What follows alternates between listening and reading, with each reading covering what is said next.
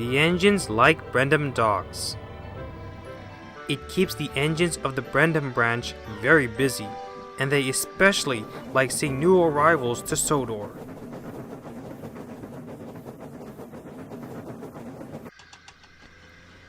An exciting new arrival was an engine Cranky the Crane was unloading. He was heavy. "Ugh, you make my chain ache," groaned Cranky. "Everyone, meet Harvey, the crane engine," Sir Topham Hatt said proudly. The other engines and their crews thought Harvey looked strange. Harvey was glad to be back on the ground. He did not like dangling from Cranky's arm at all.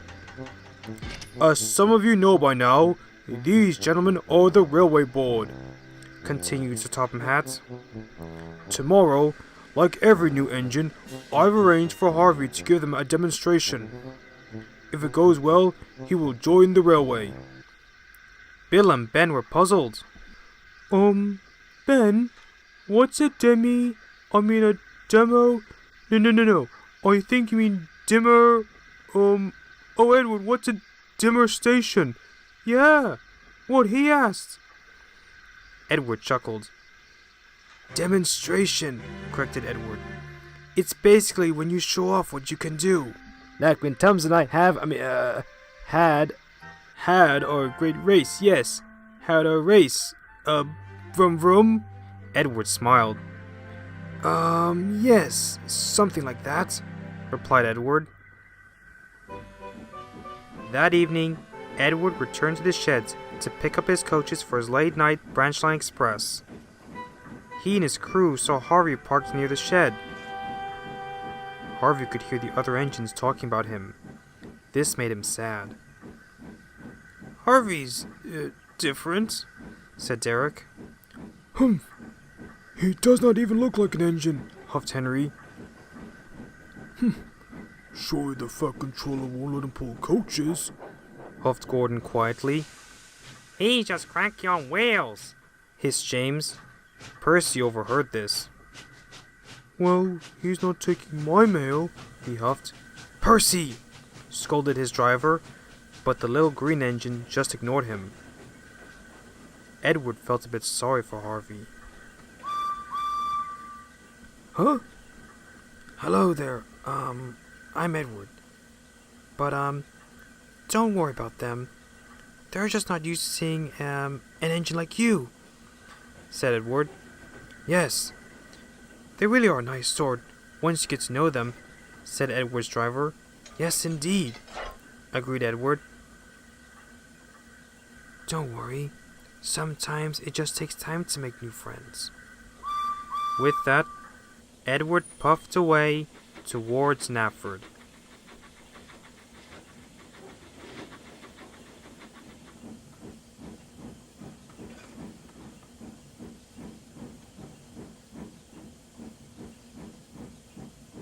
But Harvey, on the other hand, was not so sure.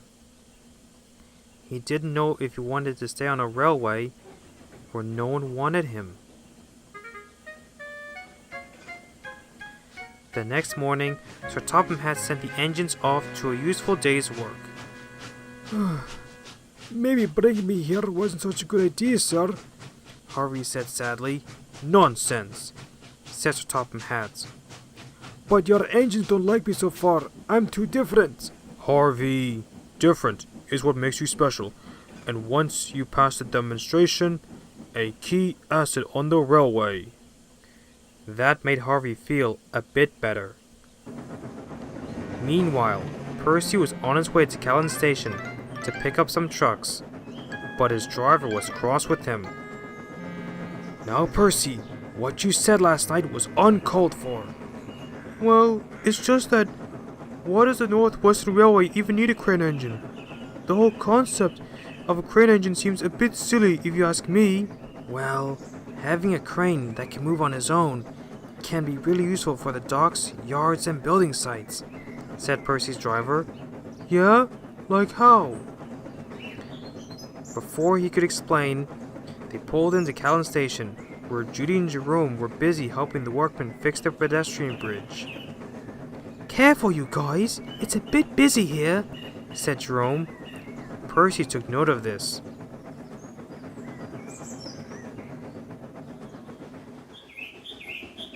He made his way to the trucks and buffered up to them. "I know this does not need to be said, but please don't crash," said Judy. "We really are tied up here. We need to get this bridge fixed as soon as possible. If you crash, then it'll take even longer to get the station fully open again, which will cause confusion and delay," they all said together. "See, another reason why having a crane who can move on his own would be really useful." Percy just scoffed. "We've been through similar situations before and managed perfectly fine without a crane engine," he huffed. With that, the guard blew his whistle and Percy set off.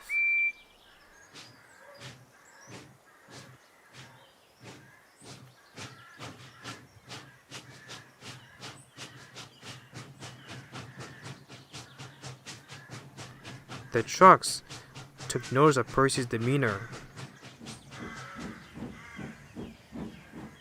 "Percy's cross. Let's make him crosser." The trucks giggled and started to hatch a plan.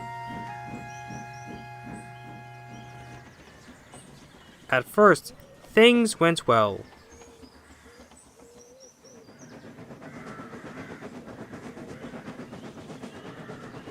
Until they got to the first hill. "Hold back! Hold back!" giggled the trucks. "Oh, come on, you silly trucks. Work with us," huffed Percy. The trucks smiled. "Yes, Percy. Wish granted." "Be careful what you wish for." The trucks laughed as they surged forward. Percy quickly started to pick up speed. "What? No! Wait!" On! Faster, faster!" giggled the trucks. "Brakes! Guard! Quickly!" The guard and the brake van applied the brakes, but it was no use against the surging trucks. Percy flew faster and faster down the line. Faster we go, pull him along, don't let him slow," sang the trucks. "Help!" cried Percy. The driver dropped sand on the rails, shut off steam, and braked hard.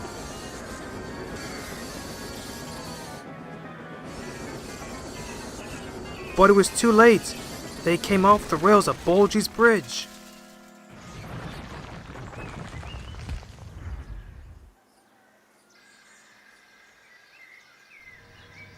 Luckily, no one was seriously hurt. Bertie soon arrived and was pleased that Percy was all right, but he was also very cross. "You blocked the road!" Bertie snapped. He was worried they wouldn't get the gentleman of the railway board to Harvey's demonstration on time. When Sir Topham Hatt heard the news, he quickly checked his timetables. "Duck is the nearest engine. Oh, but it'll take him a long time for him to drop off his coaches and get the breakdown cranes ready, and..." Then he had an idea. "Don't worry, help is on the way," he said. He left his office and went straight to Tidmouth Sheds.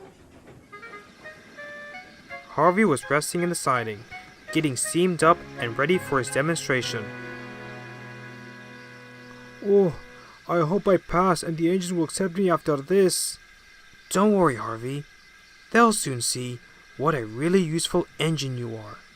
Who knows, you might even make them jealous of your crane arm. I wouldn't be surprised if they're already jealous of your arm. That's why they're the way they are." Harvey and his driver chuckled. Harvey was just about to respond when he noticed a small blue car pulled up. And out stepped Sir Topham Hatt. "Oh, hello, sir. Where's the rest of the railway board?" "At Bulgy's bridge. There's been an accident with Percy and some trucks. Thankfully, no one's been seriously hurt, but it's quite a mess, from what I've been told," explained Sir Topham Hatt. Harvey understood. But what Sir Topham Hatt said next shocked him. "So," he continued, "I need you to go and rescue Percy." Harvey was surprised. He didn't know what to say. Sir, I would like to help, but I'm only a crane engine. I'm designed to just move cargo around and help with slight derailments of small trucks and engines, not clean up all accidents," stuttered Harvey. "Well, here's your chance," replied Sir Topham Hatt. "Please, Harvey. Judy and Jerome, the breakdown train, are tied up at Callan Station." Harvey thought for a moment. "Come on, Harvey, let's do it," encouraged Harvey's driver. Harvey took a deep breath. "I'll do my best, sir," the crane engine said bravely. He collected a coach, the workmen climbed aboard, the guard blew his whistle, and he set off to the rescue.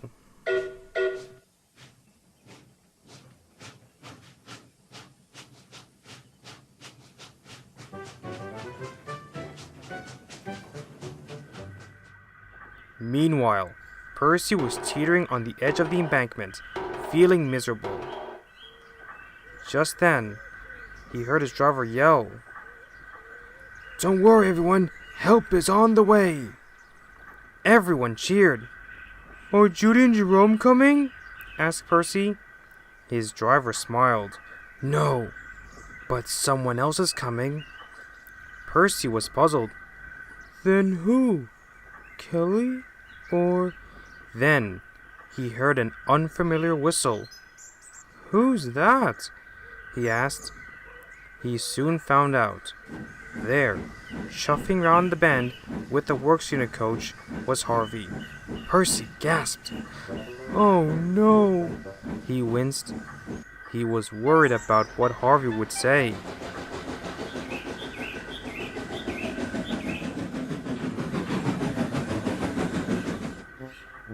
Harvey surveyed the crash site and quickly set to work. The workman tied his hook to Percy's front coupling, and he started to take up the strain. Harvey had to be careful. He had never fully lifted the front of a tank engine before. Everyone watched as Percy's front was lifted into the air and placed gently back onto the rails. Everyone from the gentleman of the railway board, Bertie, his passengers, and even Percy were impressed. Then, Harvey and the workmen began to re-rail the trucks.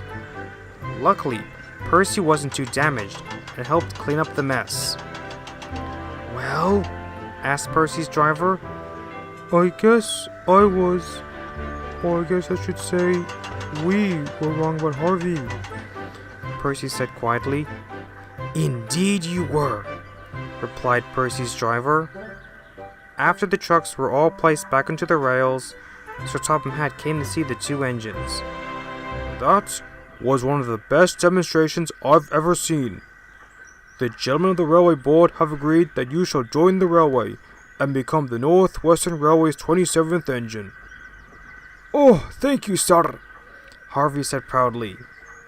Sir Topham Hatt then turned to Percy. "No, I don't fully blame you or your crew for the accident. But Edward and Harvey have told me what you and the others said last night.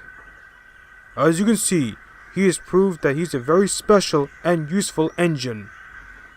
"Yes, sir. Sorry, sir," said Percy. "As punishment, you'll be shunting trucks in Knapford yards for a month." "Yes, sir," said Percy. With that, Sir Topham Hatt left. Harvey felt sorry for Percy. "Would you like some help?" asked the crane engine.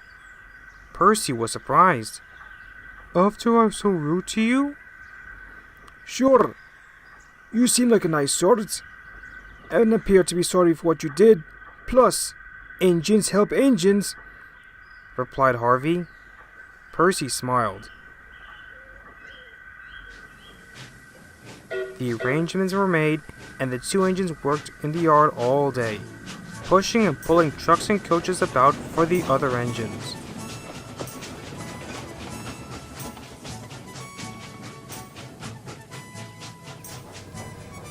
The other engines took notice of this, and were very impressed.